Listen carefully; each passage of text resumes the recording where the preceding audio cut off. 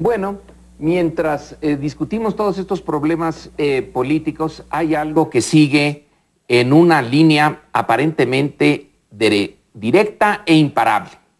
Y son las muertes producidas por el narco o en la lucha contra el narcotráfico, y que ponen a México, en particular a Ciudad Juárez, como uno de los puntos en el planeta.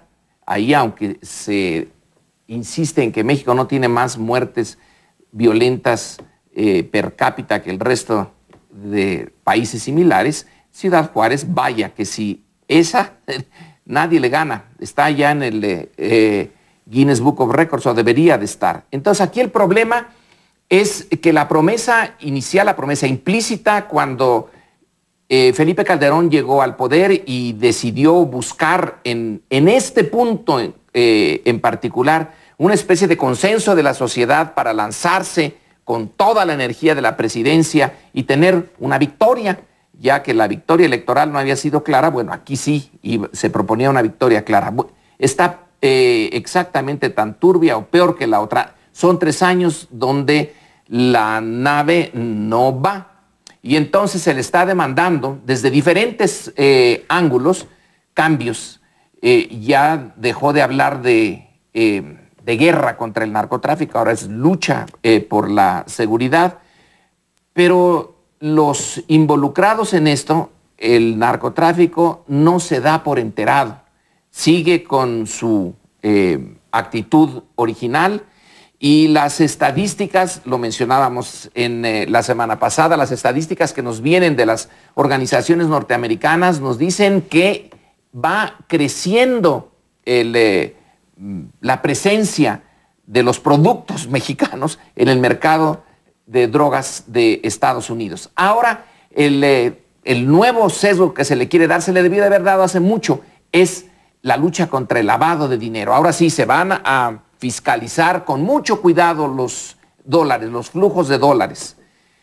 Bueno, pareciera que por ahí hay una beta, pero en realidad en la sociedad mexicana hay otras vías que exactamente el andar intercambiando dólares. Tiene que ser esto mucho más a fondo. No tenemos ahorita la respuesta y el narcotráfico va hasta donde podemos saberlo, viento en popa y a toda vela.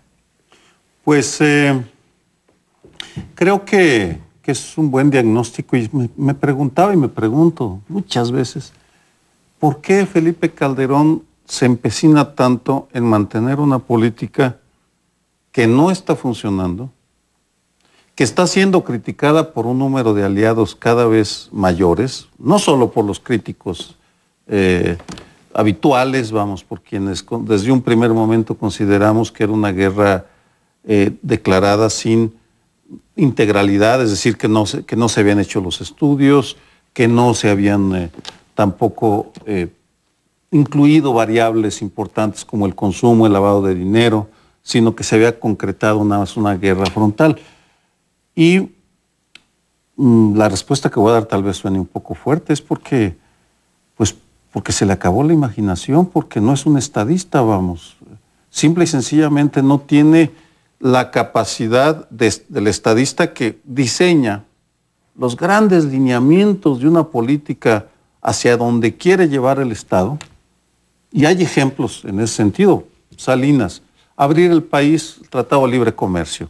Se concentró en eso y a eso lo llevó y supo cómo ver de manera autoritaria, por supuesto, pero Felipe Calderón lanza el equivalente al Tratado de Libre Comercio en amplitud, en monumentalidad, y es evidente que no ha tenido la capacidad ni de imaginar una buena estrategia.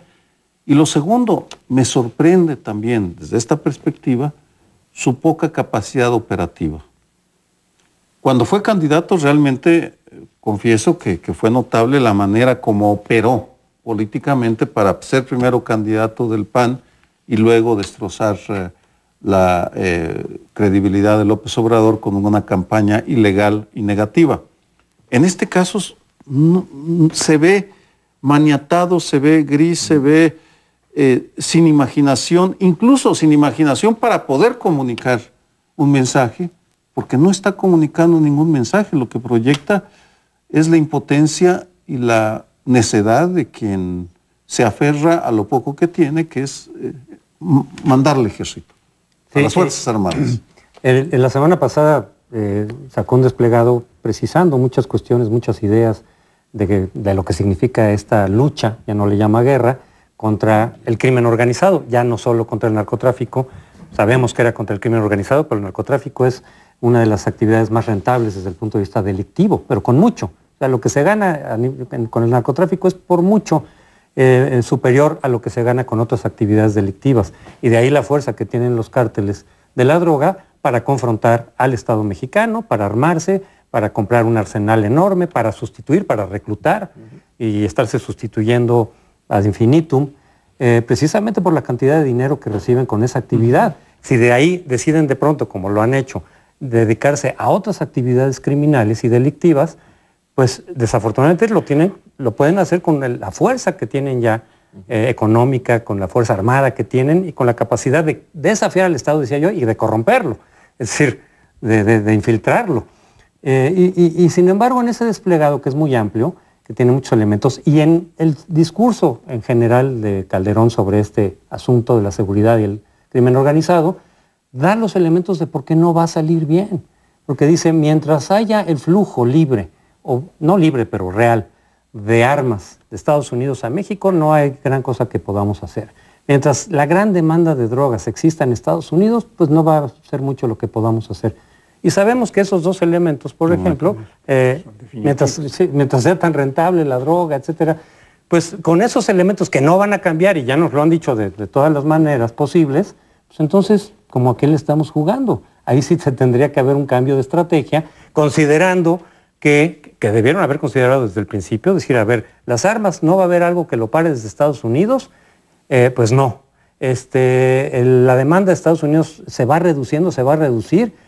Realistamente, pues tampoco. Hagamos una estrategia en función de que esas variables no van a cambiar y no una en función de que esas variables pudieran cambiar y en esa medida podríamos avanzar. Pero así como lo están diciendo, prácticamente nos está dando los elementos de por qué esa estrategia no ha tenido éxito ni lo va a tener.